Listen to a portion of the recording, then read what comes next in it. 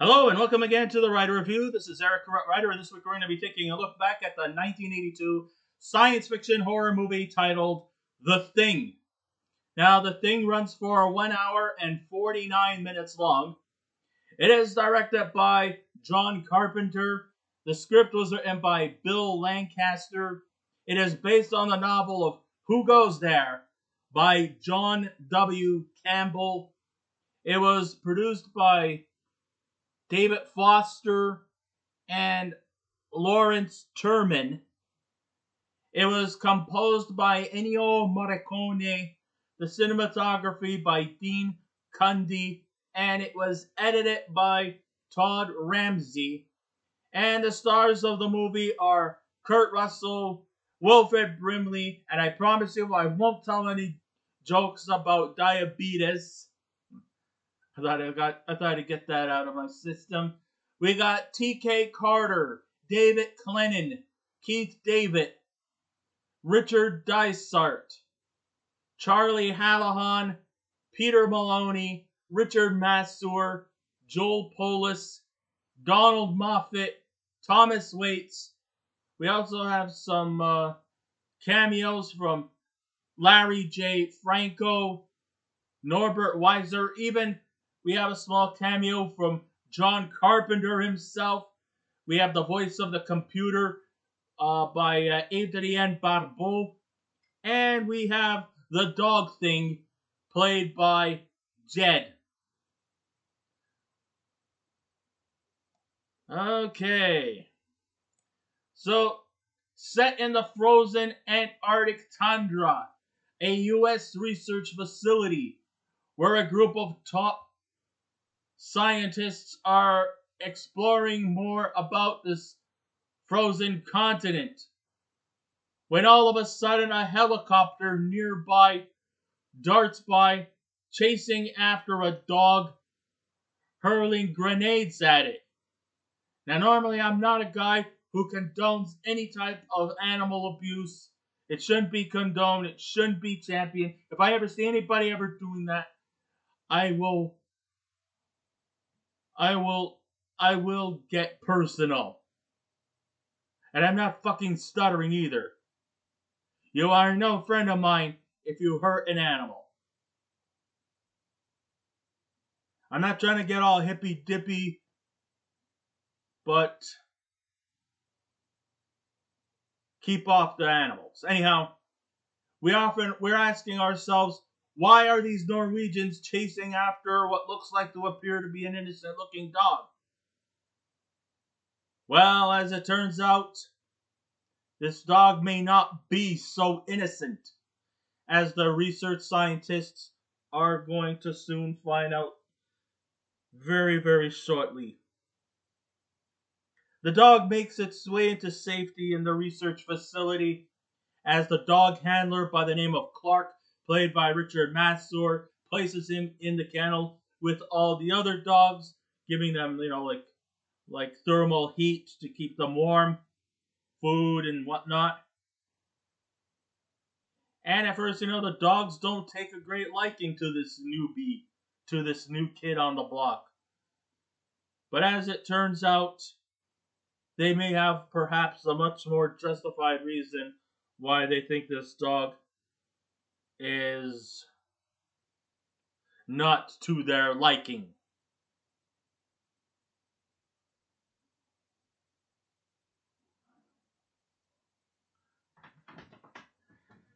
Unfortunately, the helicopter pilots and the snipers, well, they were not so lucky.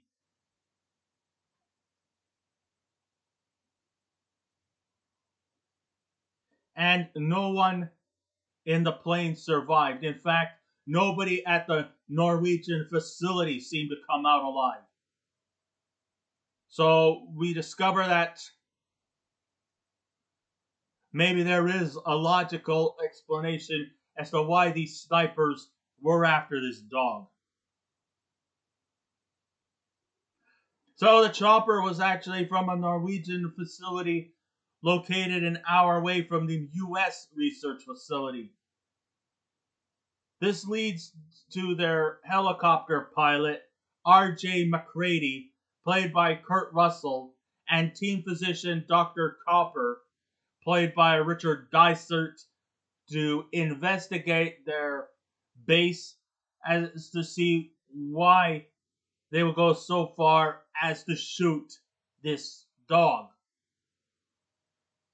When they get to their base, it's been bombarded with decaying corpses, frozen, and the facility itself is completely burned to a crisp. It bears no survivors, and we see a corpse with his neck half sliced. I don't know whether it was by the dog, by himself, like a suicide, or if there is something else that meets the eye. We don't know. We only just see. The questions that came into effect were what exactly happened here and what was the reason behind them shooting on the canine. Well, it turns out the dog is not as innocent as it looks, and that something evil is about to take shape as the movie continues on. Well, it appears as though if we have a sort of alien creature that stalks its prey, kills its prey, whether it be human, animal, or whatnot, and it eventually disassembles and reassembles itself as they take the form of their victims and manipulate them by looking like the victims, acting like the victims, although it's pretty clear that they have made their home inside of the victims. They just reassemble. They kill and then they reassemble so that they look and act just like their victims in a perfect way. Duplicate, so to speak. Or not even duplicate. Like I said, reassemble. You kill, not necessarily resurrect, because once the thing, whatever it is, gets inside of you, they'll just either multiply or try to create other things, and even just try to just simply just mess with the minds of those around them. Once the thing starts to take its form, its modus operandi, and its intentions, paranoia takes place, as no one in the U.S. Air Base trusts one another. And then we sometimes even try to clue in as to see who are actual real steel people and which ones have now manifested into the thing. Because you don't know. The thing acts like their victims, talks like their victims, even the little tiny quirks. And once they've been revealed, they'll just kill another person and make more things out of them. I know that sounds kind of blunt, but the reason why they call it the thing is because we don't know what it is. But what we do know is that one of the researchers, who's a geologist, discovers that buried underneath the Antarctic ice capes, there was a spaceship that has been there, possibly been around for something like 100,000 years.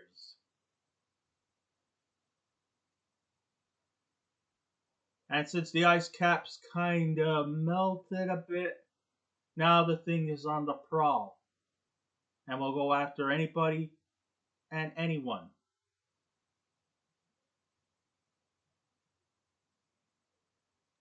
And just like in almost typical horror film slasher film fashion, one by one, people just keep getting killed off. Whether they have materialized into the thing, or whether the thing has materialized into them, or people even just die while still in human form.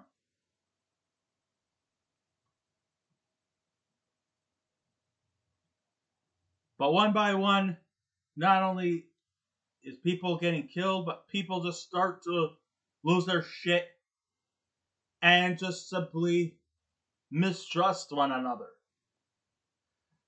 I mean, in the end, it just turns real fucking insane. Crazy shit, I'm telling you. When it was first released in 1982, it was badly condemned by the critics and fans at first as being a one-dimensional gore fest, as crew members get liberated one by one and nothing more. But as the years went by, the thing has now become a cult classic, as sci-fi and horror aficionados have gravitated to the movie and as being sold in its entertainment and has more underlying content under all the gore and unsettlement this movie has to offer. If you're into gore fest and carnage, then this movie is for you. If you're at the weak of heart, then I simply tell you to fuck off and get out of here. Because it's not for the faint of heart. It's not for the squeamish. But you want to be a weak ass little pussy? Get out of here.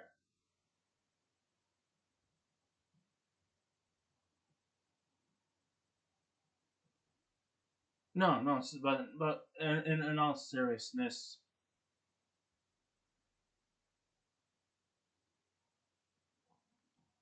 it isn't rated R because the letter R was the letter of the day. No. And also who also think that this movie is just one-dimensional slasher film style type sci-fi horror, well, you're also out on a limb as well. Because this movie actually has brilliant acting in it. And it actually can solve off as a bit of a mystery. A murder mystery.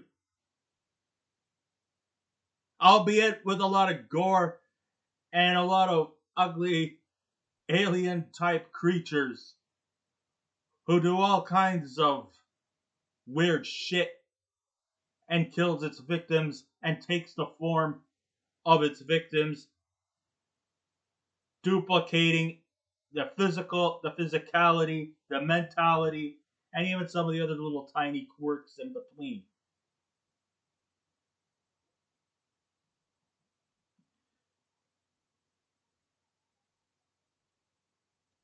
I mean, this movie is definitely strong in its effects and creature feature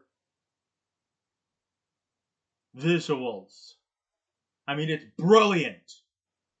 Aside from that, too, the acting is actually very good. Unlike a lot of these slasher movies, where the acting is not that good. It's okay, sure, we're not watching Shakespeare or Hemingway.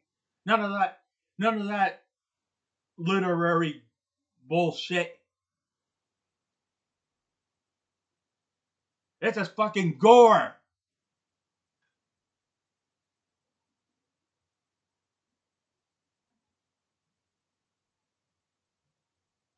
Can't take the heat, get the fuck out of here.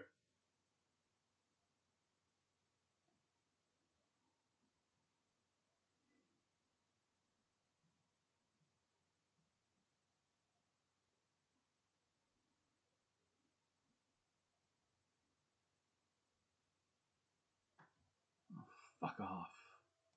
Sorry. Sorry, nothing personal. Just that sometimes things pop up and anyhow, I lost my place. And though the special effects featured here may look, archaic in detail, then again, give it a break. This was 1982.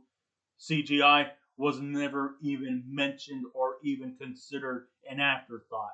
It's still years away before CGI kind of took over. So rest assured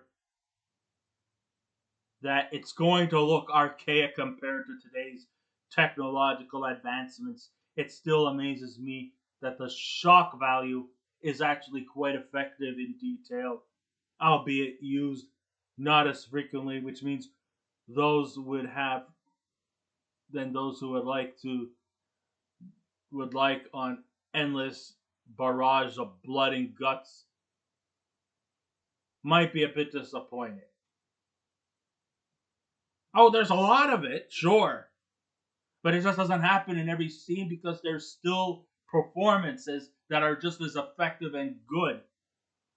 And unlike a lot of slasher films with a lot of stupid teenagers doing stupid shit and getting killed and not really giving any reasons why we should fucking care about them.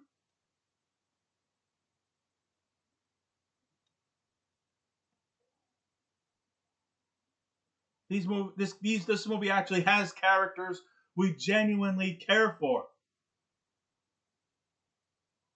Am I going to say they're all entirely likable? Highly unlikely. I know there are a few who are more likable than others. But we do care about these characters because these characters on the run are pretty intelligent individuals who pretty much know their shit. But the reason why they get killed off is because they were never really fully prepared for what was to come. I mean, they had to rely on whatever weaponry comes handy to kill off the things, the alien creatures.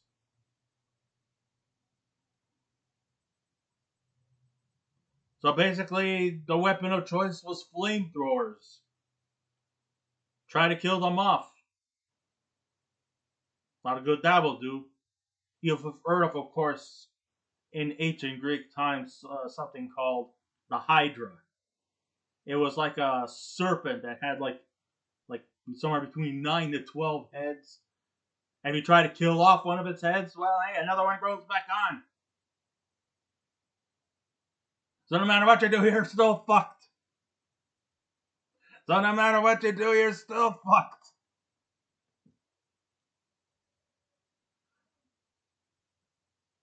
Just like the guys in the movie The Thing. You kill off one, well, what good will that do? Another one just materializes. Who knows how many things there are? They're just gonna manipulate,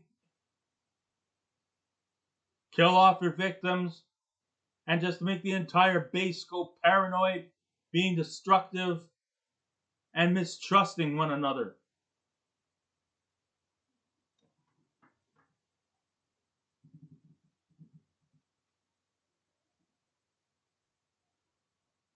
Yes, you might have to trek through some dialogue and overbearing scientific jargon bullshit before we've come to the fun stuff. And if you're into horror themed, gut wrenching special effects, well, you're gonna have to sort of wait a while. This movie has kind of a bit of a slow burn here. It'll come. Just stay in your seats.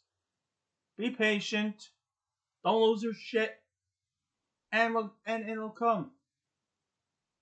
But it's gonna be graphic. Don't say I didn't warn you. I know, like I said, there might have graphic elements going for it.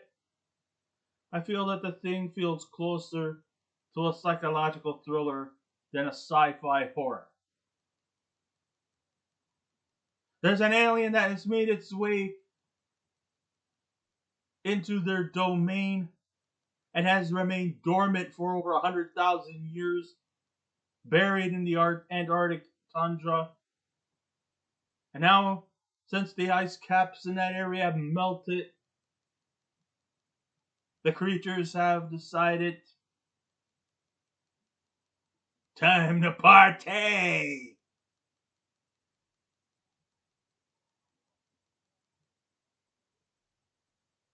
And he has the ability to transform the shape of their and the mannerisms of its victims.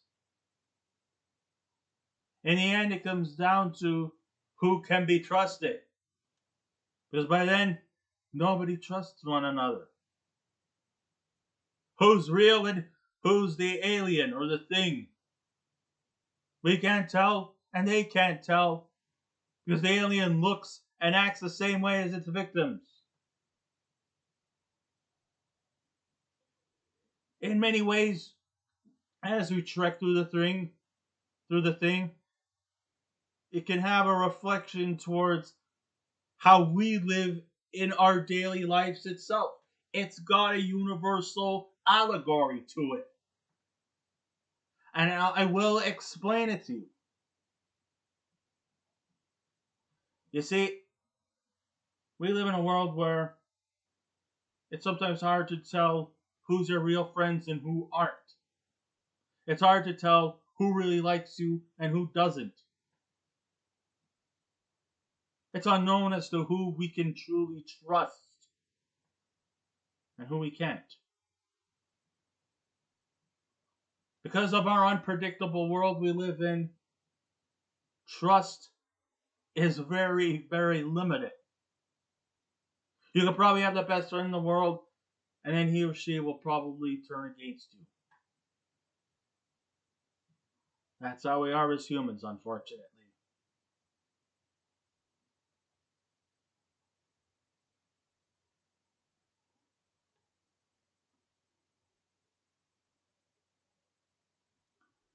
In a world where trust has become an issue, we ask ourselves who's really our friend and who's actually a backstabbing asshole.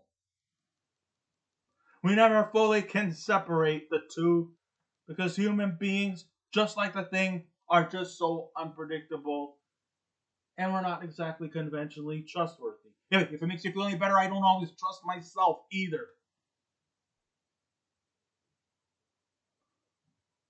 The main idiosyncrasy that makes the thing stand out is that it lets its viewers tag along to pinpoint who's a human and who's an alien in disguise.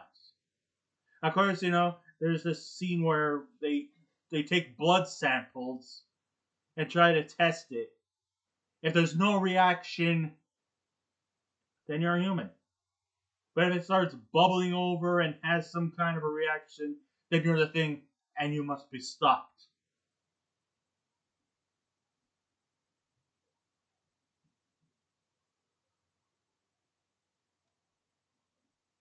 No matter who you choose, it keeps you engaged the whole way through, even though it might start off slow. But hey, sometimes slow burners can work effectively. The opening scenes will get you invested into the characters so that they don't come off as one-dimensional caricatures. It helps to create more unsettling moments as McCready and company try to determine who's real and who's not. Even when things get resolved in the end, there's still tension that carries itself nicely through the exciting and heart pounding climax. Especially at the end, when when it came down to just two people, McCready and a senior mechanic by the name of Childs, played by Keith David. You begin to wonder who's still human and who's the thing, or are they both things, or none of them are? Because in the end, all they do is sit out in the frozen snow, drink some alcohol, and just let their fates take them wherever. They're not going to bother communications. Well, that's because it's been all destroyed. Their facility has been destroyed. There's no heat. There's no communications. There's no food. Maybe the solution is if they're lucky, they could get saved. Or if not, they'll just pretty much starve and freeze their asses off from hypothermia. If there was one main weakness, it comes from too many characters being featured here. Though they may have, even though they may be developed, their death seems to be at times quite abrupt and across as people I hardly had a chance to know. I mean, like, I think it was Fuchs. 1 minute he's alive, next minute he's burned to the ground. Like, who did it? Was it the alien? Did he do it himself? I mean, the only thing we could think of is more than likely he may have killed himself, but who knows? Who knows who's still a thing at the end? Is it McCready or is it Childs? You decide. But don't, whatever you do, don't keep deciding for long periods of time because it'll make you go insane.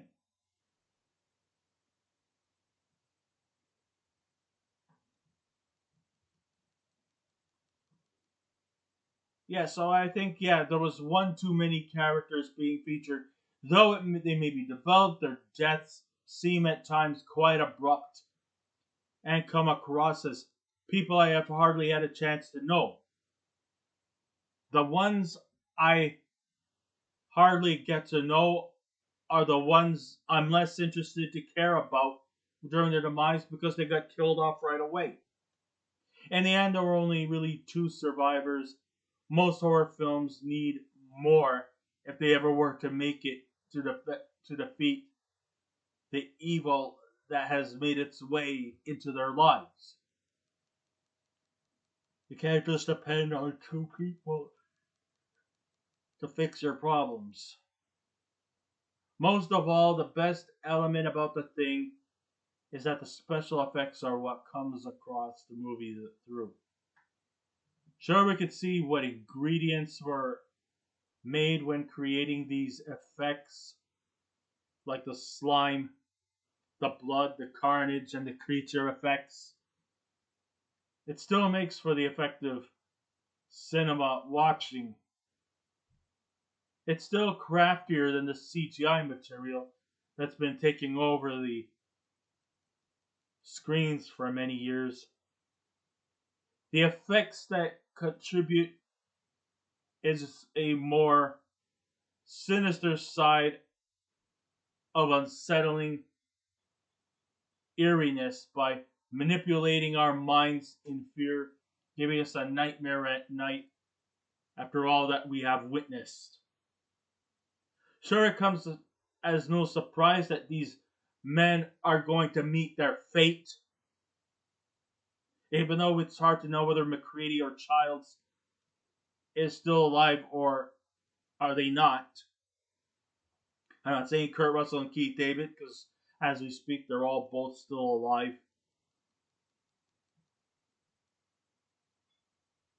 Most of the talent about the thing is the fact that these special effects are what carries the movie through. Sure, we can see what ingredients were made in creating these effects, like the slime, the blood, the carnage, the creature effects. It still makes for the effective cinema watching. It's still craftier than CG material that's been taking over the screens for years. The effects that contribute a more sinister side of unsettling is all pretty much, like I said, still universal. Who can you trust? Sure, it comes as no surprise that these men are going to meet their fate, but that's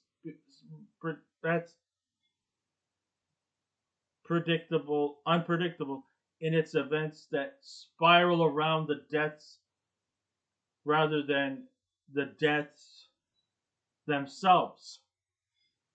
The civil unrest and lack of trust is within the characters. The cold, dark isolation and the fatigue within the two surviving characters are what keeps us compelled to watch, because it's just so effectively performed, well directed, and the effects are just spot on. So I guess this ends my writer review. I would highly recommend you all see The Thing.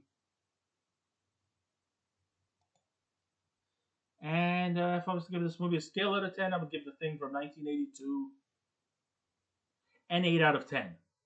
So I guess this ends my writer review. Thank you all for listening in. If you wish to subscribe to my YouTube channel, please feel free to do so. If you wish to leave a comment, go right ahead.